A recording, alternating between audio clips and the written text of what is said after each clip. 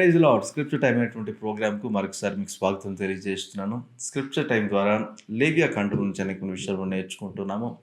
ఈ scripture time అనేటువంటి programme మీకు దీవెనకరంగా ఉందని నేను నమ్ముతున్నాను. స్క్రిప్చర్ టైమ్ అనేటువంటి ప్రోగ్రామ్ ద్వారా దేవుని వాక్యంలో నుంచి దేవుని యొక్క హృదయాన్ని, దేవుని మనసును తెలుసుకోవడానికి మనం ప్రయత్నం చేస్తున్నాము. మీరు వాక్యాన్ని చదువుతూ ఉంటారు. చాలామంది వాక్యం చదువుతారు. కొంతమంది ధ్యానిస్తూ ఉంటారు.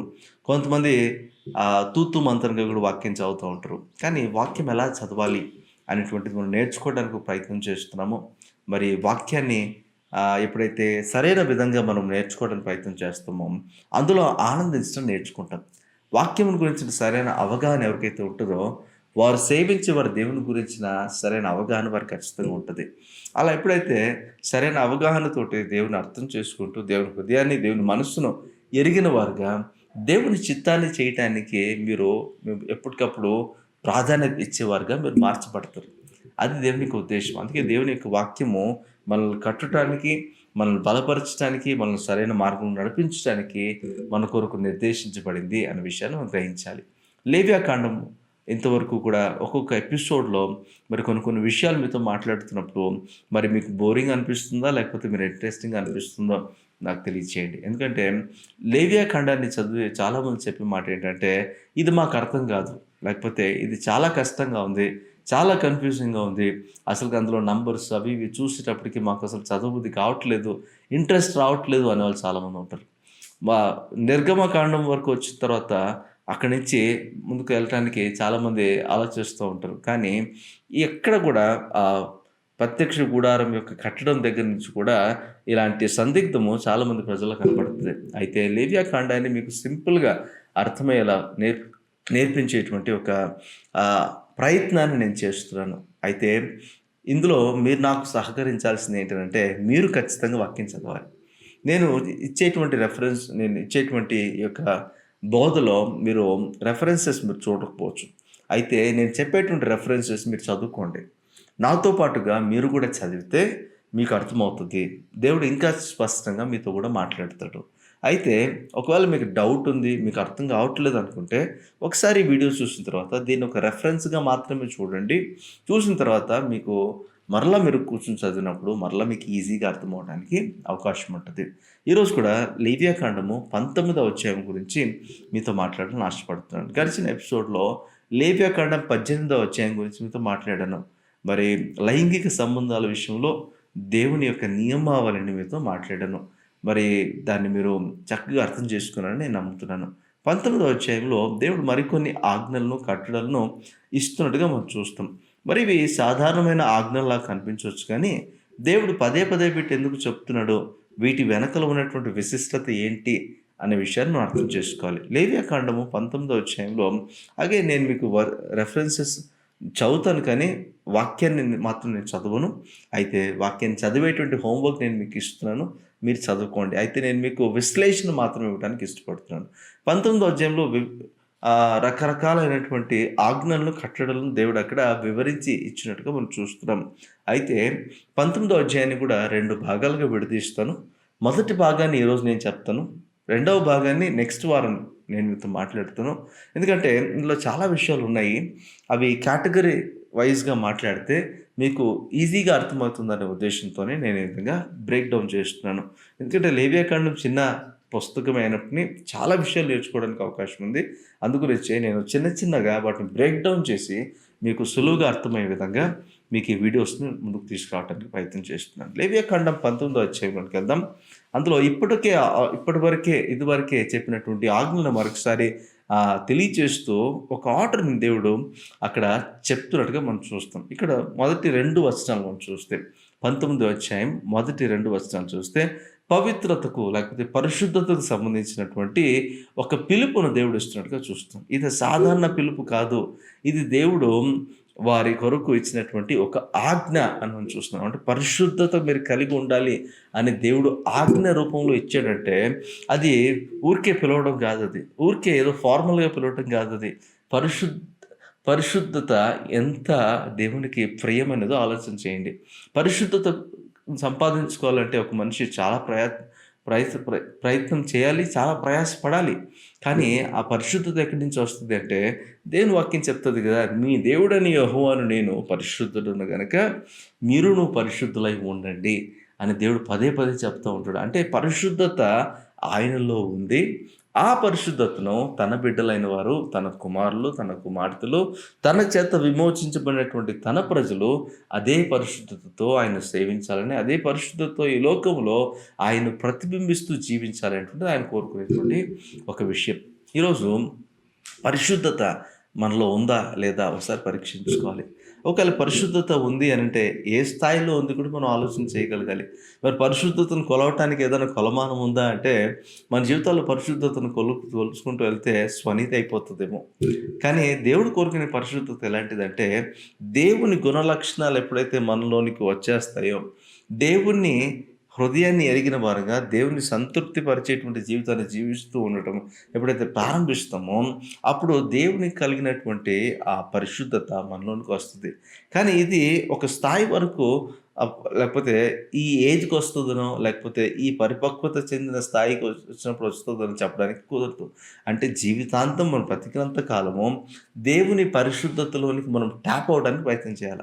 అంటే నాకు నేను పరిశుద్ధతను నేను పెంపొందించుకుంటూ వెళ్ళిపోగలనంటే జరిగే పని కాదు. అయితే దేవుని వాక్యాన్ని జాగ్రత్తగా చదువుకుంటూ, దేవుని వాక్యాన్ని ధ్యానిస్తున్నప్పుడు, దేవుడు పరిశుద్ధతను గురించి, తన హృదయాన్ని గురించి, తన మార్గాలను గురించి, తన ఉద్దేశాల గురించి, తన చిత్తాల గురించి ఆయన చెప్పినప్పుడు, మనం గ్రహించగలిగినప్పుడు పరిశుద్ధత యొక్క సరైన అవగాహన మన జీవితంలోకి వస్తది. అప్పుడు మనం పరిశుద్ధులుగా జీవించడానికి దేవుడు ఒక మార్గాన్ని మన కొరకు సరళం చేస్తాడు. దేవుని వాక్యం కూడా మనల్ని పరిశుద్ధపరుస్తది. యేసుక్రీస్తు ప్రభువారు ఒక మాట అన్నారు. "నేను ఆల్రెడీ మీతో మాట్లాడిన మాటలను బట్టి మీరు పరిశుద్ధపరచబడ్డారు" అన్నాడు. అంటే ఏంటి? పరిశుద్ధపరిచేటటువంటి ప్రక్రియ వాక్యం ద్వారా ప్రారంభమవుతుంది మనకు. వాక్యము మనలను పరిశుద్ధులుగా చేయడం ప్రారంభిస్తది. మరి వాక్యంలో ఎంతగా మనం సోక అయితూ ఉంటామో, అంతే ఎక్కువగా పరిశుద్ధతలో మనం కొనసాగుతూ ఉంటాం. పరిశుద్ధ అలంకారంతో ఆయన సేవించడం అంటే ఏంటి? ఆయన కలిగిన పరిశుద్ధతను మనం కలిగి ఉండటానికి, ఒక ప్రతిబింబంగా మారటానికి మనం ప్రయత్నం చేయాలి. అందుకే ఆజ్ఞల్లో, కట్టడల్లో మొట్టమొదటిగా దేవుడు కోరుకున్నది ఏంటంటే, నేను పరిశుద్ధుడను గనుక నన్ను సేవిస్తున్న మీరు, నన్ను వెంబడిస్తున్న మీరు, నా చేత విమోచించబడిన మీరు, నా ప్రజలుగా పిలువబడుతున్న మీరు కూడా ఆ పరిశుద్ధత కలిగి జీవించాలి అనేటువంటిది దేవుని యొక్క ఆజ్ఞగా, ఒక కట్టడగా దేవుడు దాన్ని స్థిరపరిచినట్టుగా మనం చూస్తాం. దాని గురించినటువంటి ఒక అవగాహన ఇవ్వటానికి మీరందరూ పరిశుద్ధులుగా ఉండండి అని దేవుడు ఒక పిలుపును వారందరికీ ఇస్తున్నట్టుగా మనం చూస్తాం. మూడవ వచనాన్ని మనం చూసినప్పుడు తల్లిదండ్రులను గౌరవించే కట్టడలను, తర్వాత ఆజ్ఞలను మనం అక్కడ చూస్తాం. మూడవ వచనంలో తల్లిదండ్రుల గురించిన ప్రస్తావన అక్కడ మనం చూస్తున్నాం. ఎందుకు తల్లిదండ్రులను ప్రస్తావన తీసుకొచ్చాడంటే, దేవుడు తల్లిదండ్రులను ఒక ఉద్దేశంతో మన జీవితాల్లో పెట్టాడనే విషయాన్ని గ్రహించుకోవాలి. చాలామంది తల్లిదండ్రులను ప్రేమించరు, వారిని సన్మానించరు, వారికి చెవి యొక్కరు, వారికి విధేయులై జీవించరు. వారికి ముదిమి వచ్చినప్పుడు, లేకపోతే వారికి మన అవసరంతో ఉన్నప్పుడు వారిని చక్కగా పట్టించుకునేటువంటి పరిస్థితి మనము కలిగి ఉంటాం. ఇది దేవుడు ఎట్టి పరిస్థితుల్లో కూడా ఆమోదించేటువంటి పరిస్థితి లేదు అన్న మాటను మనం గ్రహించుకోవాలి. మొదటగా దేవుడు ఒక ఆర్డర్‌ని సెట్ చేశాడు. మొదట దేవుడు. ఆ తర్వాత దేవుడు మన కొరకు ఉంచినటువంటి మన తల్లిదండ్రులు. ఈ లోకంలోకి మనం రావాలంటే కూడా మన తల్లిదండ్రులు ఫిజికల్‌గా మనకు అవసరమే. ఆ తల్లిదండ్రులు లేకుండా మనం రాలేదు. ఎవరు కూడా అతీతులు కాదు కదా! ఒక్కసారిగా మనం ఆకాశం నుంచి ఏమి ఊడిపడలేదు కదా! అయితే ఈరోజు మన తల్లిదండ్రులు దేవుడు ఒక ఉద్దేశంతో ఉంచాడు అనే విషయాన్ని గ్రహించాలి. సామెతల గ్రంథము మొదటి అధ్యాయం మీరు చదవండి. 8, 9 వచనాల్లో మీరు కొన్ని మాటలు చదివితే, తండ్రి ఉపదేశాన్ని మీరు మరువద్దు, తల్లి ఉపదేశాన్ని తృణీకరించొద్దు అన్నాడు. అంటే అవి కంఠభూషణంగా ధరించుకోండి, మరి వాటిని తలకు సొగసైన కిరీటంగా ధరించుకోండి అని చెప్పాడు. అంటే ఉపదేశించడానికి, మనల్ని సరిచేయటానికి, మనల్ని దేవుని మార్గంలో పెంచడానికి తల్లిదండ్రులను దేవుడు మన కొరకు ఉంచాడు. మరి వారికి విధేయత చూపించినప్పుడు ఇండైరెక్ట్‌గా మీరు దేవునికి విధేయత చూపిస్తున్నట్టు లెక్క. అంటే మీ తల్లిదండ్రులకు ఎంత విధేయత చూపిస్తారో దేవునికి కూడా మీరు అంతే విధేయత చూపించగలుగుతారు. తల్లిదండ్రులు మీ మీద అధికారులుగా ఉన్నారు, దేవుడే పెట్టాడని మీరు గ్రహించి, ఎప్పుడైతే వారికి మీరు లోబడి ఉండటము, ఎప్పుడైతే వారికి ఇవ్వాల్సిన అర్హత, వారికి ఇవ్వాల్సిన హోదా, వారికి ఇవ్వాల్సినటువంటి గౌరవాన్ని మీరు ఇవ్వటం ప్రారంభిస్తారో, వారిని బట్టి, వారికి మీరు ఇచ్చేటువంటి గౌరవాన్ని బట్టి దేవుడు మిమ్మల్ని హెచ్చించడం ప్రారంభిస్తాడు. 10 ఆజ్ఞల్లో నీ తల్లిదండ్రులను సన్మానించుము, నీవు దీర్ఘాయుష్మంతుడగునట్లు నీ తండ్రిని సన్మానించమన్నాడు. అంటే ఈ ఆజ్ఞలో మనకు ఒక వాగ్దానం కూడా ఉంది. అంటే ఈ ఆజ్ఞను ఎవరైతే పాటిస్తారో వారికి వాగ్దానం కూడా అనుగ్రహించబడింది. మిగతా 9 ఆజ్ఞల్లో కూడా మీరు ఇది చేస్తే ఇది జరుగుతుందని ఎప్పుడు చెప్పలేదు. కానీ ఈ విషయంలో మాత్రము ఒక రెస్పాన్సిబిలిటీ మనం కలిగి ఉండాలనే విషయాన్ని, బాధ్యతతో ఈ మాటను విస్మరించకుండా దేవుడు చెప్పిన మాటకు లోబడి తల్లిదండ్రులను సన్మానించాలి, ప్రేమించాలి. వారి అవసరతలో, వారి అక్కరలో మన వంతు ప్రయత్నాన్ని మనము ఖచ్చితంగా మనం చేయగలగాలి అనే విషయం. ఎందుకంటే వారు ఎంతో స్వార్థము లేకుండా మన కోసం ఎంతో ప్రయాసపడి మనల్ని పెద్దగా చేసినప్పుడు, ఇప్పుడు వారు ముదిమి వచ్చినప్పుడు, వారు ముసలితనంలో ఉన్నప్పుడు వారికి మనం చేయగలిగింది మనం చేయాలి. అలా చేయడాన్ని బట్టి మనం ఇండైరెక్ట్‌గా దేవునికి కృతజ్ఞతలు చెప్తూ దేవునికి గౌరవాన్ని తెలియజేస్తున్నట్టు లెక్క. అందుకే దేవుడు ఒక ఆర్డర్ ప్రకారం మొదట దేవుని పెట్టాడు. తర్వాత రెండో ఆర్డర్‌లో పెట్టాడు, తల్లిదండ్రులు పెట్టాడు. తర్వాత మూడవదిగా మనం చూస్తే ఆయన మనం చేసేటువంటి ఆరాధన గురించి మాట్లాడుతున్నాడు. సబ్బాతు దినాన్ని కూడా మీరు ఖచ్చితంగా పాటించండి, మర్చిపోవద్దు అన్నాడు. సబ్బాతు దినం ఎవరి కొరకండి? దేవుని కొరక, మన కొరక? సబ్బాతు దినం మన కొరకే. అంటే మనము మేలు పొందడం కొరకే. సబ్బాతు దినం రోజు మీరు చూడండి, యేసు ప్రభువు ఎన్ని మేళ్ళు, ఎన్ని ఉపకారాలు, ఎన్ని అద్భుతాలు, ఎన్ని సూచక్రియలు, ఎన్ని స్వస్థతలు ఆయన చేశాడు. అంటే సబ్బాతు దినమునకు ప్రభువు ఆయన అయి ఉన్నాడు. సబ్బాతు దినమందు మనకు మేలు చేయడానికి ఆయన ఇష్టపడే దేవుడుగా ఉన్నాడు. సబ్బాతు దినాన్ని మనం ఆచరించడానికి ఇష్టపడాలి. సబ్బాత్ అంటే శనివారం కాదు, సెవెంత్ డే అడ్వెంటిస్టులు చెప్పినట్లు శనివారం కాదు, లేకపోతే ఇప్పుడు మనం జరుపుకుంటున్న ఆదివారం కాదు. కానీ దేవుడు 6 రోజులు పనిచేశాడు, ఒకరోజు విశ్రాంతి తీసుకున్నాడు. మనల్ని విశ్రాంతి తీసుకోమని ఒక ఆర్డర్ సెట్ చేశాడు. ఆ ఆర్డర్లో మనం జీవించడానికి ప్రయత్నం చేయాలి.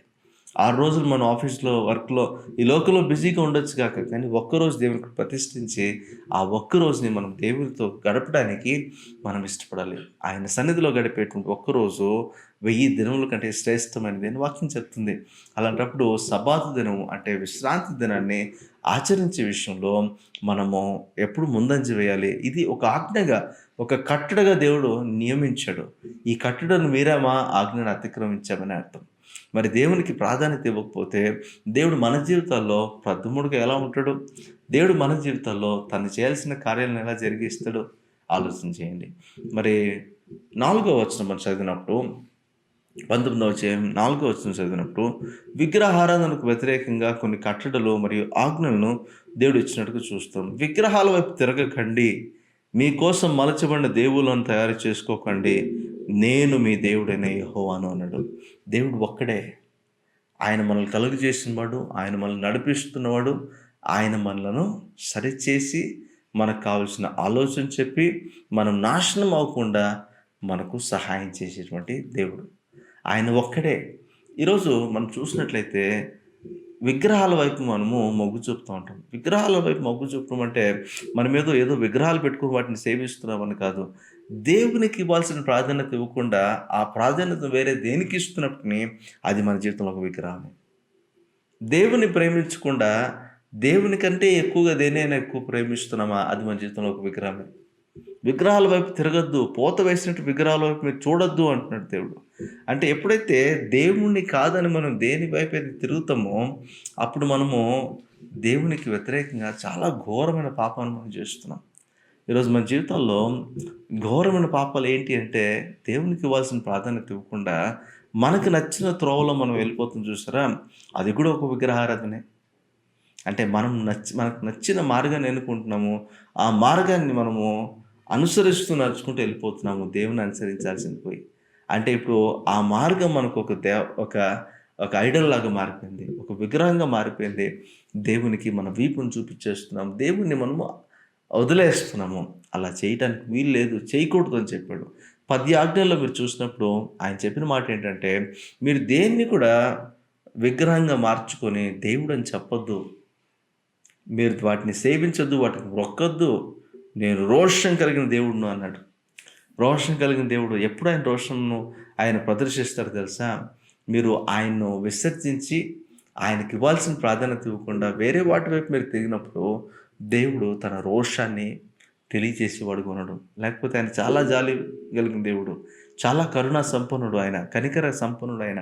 ఆయన కృపామయుడు, దయామయుడు. కానీ ఎప్పుడైతే మనం ఆయన్ని కాదని వేరే వాటిని ప్రేమించడము, వేరే వాటిని ఆశించడము, వేరే వాటిని కోరుకోవటము, వేరే వాటి వైపు తిరగడము, వేరే వాటి మీద ఎక్కువ ఆసక్తిని కనపరచడం ఎప్పుడైతే చేస్తామో గుర్తుంచుకోండి, మనం దేవుని వైపు నుంచి తిరిగిపోయామని అర్థం.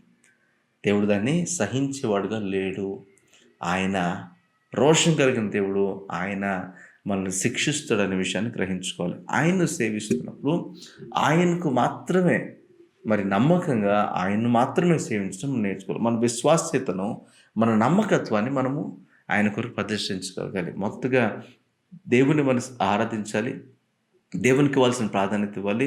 తల్లిదండ్రులకి ఇవ్వాల్సిన ప్రాధాన్యత ఇవ్వాలి. తర్వాత మనము ఆయనకు విశ్రాంతి దినమును ఆచరించే విషయంలో, మన భక్తి చేసే విషయంలో మనము శ్రద్ధ కలిగిన వారుగా ఉండాలి. నాలుగవదిగా మనం ఆలోచన చేస్తే విగ్రహారాధనకు దూరంగా ఉండాలి.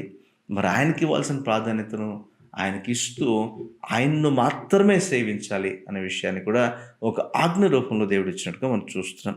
మరి 5-8 వచనాల్లో గల దేవుని మాటలను కూడా మనం అక్కడ చూసినట్లయితే 19వ అధ్యాయం, లేవియాకాండం 19వ అధ్యాయంలో 5-8 వచనాల్లో గల మాటలను చూస్తే సమర్పణలకు సంబంధించినటువంటి, అర్పణలకు సంబంధించినటువంటి కొన్ని కట్టడలు మరియు ఆజ్ఞలను మనం అక్కడ చూస్తాం. ఈ ఆజ్ఞలు ఏంటి, కట్టడలు ఏంటి అని అంటే, బలులు తర్వాత అర్పణలు దేవుడు తీసుకురామని చెప్పాడు. అయితే ఇవన్నీ దేని కొరకంటే మనం దేవునితో సమాధానపరచబడి జీవించడానికి మాత్రమే. ఈ దహన బలులు దేని కొరకు, పాప పరిహారత బలులు దేని కొరకు, సమాధాన బలులు దేని కొరకు అంటే మనము దేవునితో సౌఖ్యంగా జీవించడానికి, దేవునితో సమాధానపరచబడి జీవించడానికి. ఇవి చేస్తున్నప్పుడు మనము ఒకటి గుర్తుంచుకోవాలి ఏంటంటే, ఇవి నేను చేయట్లేదు అంటే మరి నేను దేవునితో సరైన సహవాసంలో నేను లేనని అర్థం. అట్లని మీరు అందరూ ఏదో ఒక బలిని, ఏదో ఒక అర్పణను తీసుకొని రమ్మని అర్థం కాదు. అర్థం ఏంటి అని అంటే, ఇక్కడ దేవుడు ఎందుకు సమాధానం బలులు కోరాడంటే, మీరు దేవునితో సమాధాన పరచబడాలనే ఉద్దేశంతో. అయితే యేసుక్రీస్తు ప్రభువు చేసినటువంటి బలియాగను బట్టి మనందరూ కూడా సమాధాన పరచబడ్డాము. విశ్వాసంతో ఆయన సేవిస్తే సరిపోతుంది. అయితే ఒకవేళ నేను ఇంకా సమాధాన పరచబడలేదు అని మీకు అనిపిస్తుంది అనుకోండి, వెంటనే సమాధాన పరచబడడానికి ప్రయాసం మీరు కలిగి ఉండాలి. ఒకవేళ మీరు సమాధాన పరచబడకుండా నేను క్రైస్తవుణ్ణి, నేను క్రీస్తుతోటి వారసుని నేను చెప్పుకుంటే ఎటువంటి ప్రయోజనం లేదు. సమాధాన పరచబడకపోవడాన్ని బట్టి దేవునితో మనం వైరాన్ని కలిగి ఉన్నాము, శత్రుత్వాన్ని కలిగి ఉన్నామనే విషయాన్ని గ్రహించండి. సమాధానం వల్ల అర్పించేటప్పుడు కూడా ఒక ఇండివిజువల్గా, ఒక వ్యక్తిగా మీరు దేవునితో సమాధానపరచబడాలి. కుటుంబాన్ని కూడా మీరు దేవునితో సమాధానపరచగలగాలి. కుటుంబాన్ని పరచబడలేకపోతే మీరు కుటుంబంలో దేవుని సన్నిధిని అనుభవించలేకపోతారు. మీరు దేవుని యొక్క నడిపింపును మీ కుటుంబంలో చూడలేకపోతారు. దేవుని యొక్క సమృద్ధిని మీ జీవితంలో చూడలేకపోతారు. దేవుని యొక్క ఆశీర్వాదాన్ని మీ జీవితంలో చూడలేకపోతారు. మీ కుటుంబాల్లో చూడలేకపోతారు. అందుకే సమాధాన బలులు అర్పించే విషయంలో కావచ్చు, దేవునితో సమాధానపరచబడే విషయంలో కావచ్చు, ఎంత మాత్రం అలసత్వం వహించకుండా ఒక ఆజ్ఞగా దీన్ని పాటించండి నేను చెప్తున్నాడు. 4 విషయాల గురించి మీతో చెప్పాను. ఇన్ఫ్యాక్ట్ 5 విషయాల గురించి మీతో చెప్పాను. మొదటిగా ఆలోచన చేస్తే దేవుడు పరిశుద్ధుడు కనుక మనము పరిశుద్ధులై జీవించాలి. ఇది ఒక ఆజ్ఞ. పరిశుద్ధత కొరకు దేవుడు ఇచ్చినటువంటి ఆజ్ఞ. రెండవది, తల్లిదండ్రులు దేవుడు మనకి ఇచ్చాడు, వారిని సన్మానించడం నేర్చుకోవాలి, వారిని గౌరవించడం నేర్చుకోవాలా. అలా చేసినప్పుడు మనం దీర్ఘాయుష్మంతులు అవుతాము. ఇది ఒక ఆజ్ఞగా మనకి అనుగ్రహించబడింది, వాగ్దానంతో కూడినటువంటి ఆజ్ఞ. దాన్ని మనం పాటించే వారంగా ఉంటాం. మూడవది, ఆయన సేవించే విషయంలో అంతఃకరణ శుద్ధితో ఆయన మనం పరిశుద్ధ అలంకారాలతో సేవించాల్సిన వారంగా ఉన్నాము. విశ్రాంతి దినాన్ని ఆశ్రయించడం అంటే ఒక భక్తి, ఆయనకి ఇష్టమైన రీతిలో ఒక భక్తి మనం చేయగలిగిన స్థితిలో మనం ఉండాలి. 4వదిగా మనం ఆలోచన చేస్తే ఆయన్ను మాత్రమే సేవించాలి, ఆయన్ను మాత్రమే హత్తుకొని ఉండాలి, ఆయన్ను మాత్రం వెంబడించాలి. ఆయన కాకుండా మనం దేని వైపు చూడొద్దు, దేనికి ప్రాధాన్యతనివ్వద్దు. అది విగ్రహారాధనతో సమానము. దేవుడు విగ్రహారాధన ఖండించాడు, మనము ఖండించాలి. మనం విగ్రహారాధన వైపు మనం వెళ్ళకుండా దేవుని హత్తుకొని దేవునికి నమ్మకంగా మనం జీవించడం నేర్చుకోవాలి. 5వదిగా మనం ఆలోచన చేస్తే మనం దేవునితో సమాధానపరచబడిన అనుభవంలో మనం ఉండాలి. సమాధానపరచబడే అనుభవం కూడా సరైన రీతిలో జరగాలి. సరైన రీతిలో సమాధానపరచబడకుండా, నేను సమాధానపరచబడ్డానని చెప్పుకుంటే, నిన్ను నువ్వు మోసం చేసుకుంటున్నావు. దేవుడు వెక్కిరింపబడ్డు అని అర్థం చేసుకోండి. నిన్ను నువ్వు మోసం చేసుకోవడాన్ని బట్టి దేవుణ్ణి అబద్ధికుడుగా చేస్తున్నాము. మీరు 1 యోహాను పత్రికలో మీరు చదివితే, మీరు పాపం చేయలేదు అని చెప్పిన యెడల దేవుని మిమ్మల్ని మీరు మోసం చేసుకుంటున్నారు. దేవుని అబద్ధికునిగా మీరు చేస్తున్నారని అర్థం. మరి ఈరోజు ఎక్కడ మీరు సెర్చ్ చేయబడవలసి ఉందో, ఈ ఆజ్ఞలను బట్టి, ఈ కట్టడలను బట్టి, ఇవి ఇజ్రాయెల్ ప్రజల కొరకు మాత్రమే కాదు, దేవుని పిల్లలుగా, విశ్వాసులుగా మార్చబడిన ప్రతి ఒక్కరికి ఇవన్నీ వర్తిస్తాయి. ఇవన్నీ జనరిక్ బేసిక్ లాస్, కట్టడలు, సాధారణమైనటువంటి కట్టడలు ఇవన్నీ. అందరూ ప్రతి ఒక్కరికి వర్తించేటువంటి కట్టడలు, ఆజ్ఞలు ఇవి. ఇవన్నీ ఎప్పుడైతే పాటించడం ప్రారంభిస్తామో, వీటికి ఎప్పుడైతే మనం లోబడ్డం ప్రారంభిస్తామో, దేవుని మాటకు లోబడ్డం ప్రారంభించినప్పుడు మన జీవితాలు మార్చబడతాయి. మన జీవితాల్లో దేవుని యొక్క సన్నిధిని మనం అనుభవించగలుగుతాము. ఇంతటితో ఈ ఎపిసోడ్ నేను ముగిస్తున్నాను. నెక్స్ట్ ఎపిసోడ్లో లేవియాకాండం 19వ అధ్యాయంలో ఉన్నటువంటి 2వ భాగాన్ని మీతో వివరించడానికి నేను ఇష్టపడుతున్నాను. మరి నెక్స్ట్ వారం అట్లా మనం కలుసుకుందాం. అంతవరకు దేవుని సేవించడానికి, దేవునితో కలిసి నడవటానికి దేవుడు మనందరికీ సహాయం చేసి నడిపించును గాక. ఆమేన్.